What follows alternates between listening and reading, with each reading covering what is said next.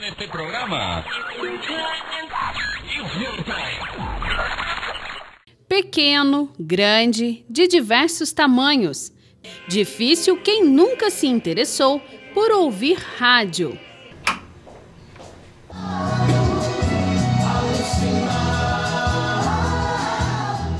Seja para entretenimento ou para fonte de informação, as transmissões radiofônicas são importantes passagens da história de uma sociedade. Na Casa da Memória de Andradas encontramos diversos modelos do aparelho, que representa o primeiro meio de comunicação em massa. Surgiu no final do século XIX, criado pelo italiano Guglielmo Marconi. Ele tinha apenas 23 anos, quando patenteou um sistema de telegrafia sem fios, que lhe assegurou o monopólio das radiocomunicações. Como a leitura era muito...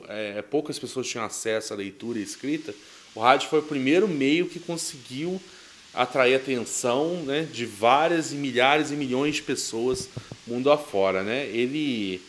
A primeira transmissão, né, ele nasce aqui no Brasil em 1923, né? O rádio surge aqui, né, através do carioca Roquete Pinto, né? Que era inclusive o dia do rádio, é o dia do nascimento dele. Por ocasião do primeiro centenário da proclamação da independência de nossa adorada nação. O discurso do presidente Epitácio Pessoa é a primeira transmissão oficial de rádio no Brasil. Não há dúvidas da importância deste veículo para o mundo. Enquanto hoje, na era moderna, a internet é um dos principais meios de pesquisa, antigamente as mensagens eram transmitidas através do rádio. Todos tinham o hábito de se reunir ao redor do aparelho para ouvir o que estava acontecendo. Na época da Segunda Guerra Mundial, se informavam através do rádio. Então o rádio, né, ele foi presente na vida de milhões e milhões de pessoas. Seja nas novelas transmitidas via rádio, seja nos jogos de futebol, que muita gente ainda ouve ainda hoje, né? As pessoas podem exercer suas profissões ouvindo rádio. Para quem estava no comando, o rádio representava uma oportunidade única. Porque muitos governantes nos anos 30 e 40 usaram o rádio como meio de dominação ou como meio de mostrar o poder do seu regime, como meio de informar a população. No caso, Getúlio Vargas, né, que governou o Brasil de 1930 a 1945, usou muito o rádio para comunicar à população os seus feitos, as realizações do seu governo, informar a população em geral, né? Outro ditador também, que outros dois ditadores também usaram o rádio muito para fins políticos e fizeram popularizar, até fizeram o aparelho ficar muito barato, né? Foram Adolf Hitler e Mussolini. Mas nos anos 80 teve um acidente de avião, que um piloto errou a rota, e ele acabou caindo na Amazônia, né? Depois desse acidente que existiu, o governo brasileiro instituiu que toda emissora de rádio de 15 em 15 minutos no território nacional tinha que falar a sua frequência e a cidade de onde ela estava falando. Então é muito comum até hoje, né?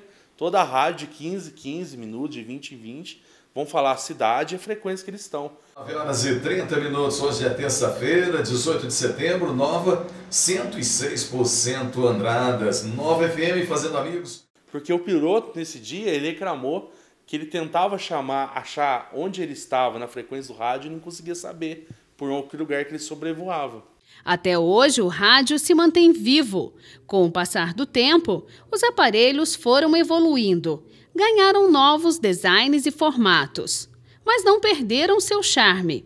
Este casal é apaixonado por este tipo de veículo, uma característica em comum que fortalece o amor e a convivência.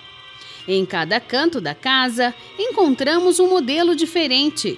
Todos os dias estão ligados na programação das emissoras locais. A história da Iva com o rádio começou bem cedo, ainda quando ela era criança, através do seu pai. Quando ela se casou, o amor pelo rádio se tornou ainda maior.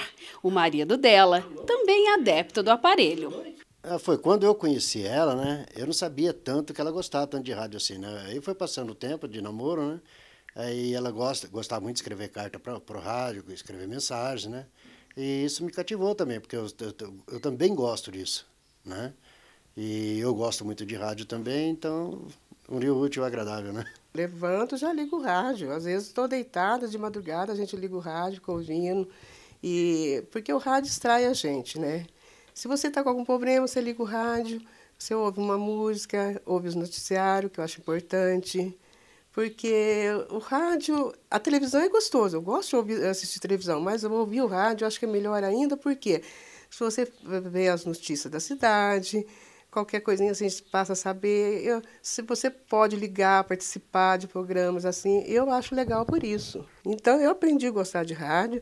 Se eu estou em casa, o rádio eu quero o dia inteiro, o dia inteirinho. Desde pequeno, que eu vim da roça, né? Fui nascido e criado na roça, então eu gostava de ouvir aqueles programas sertanejos, os programas noturnos, né? Porque de dia a gente trabalhava.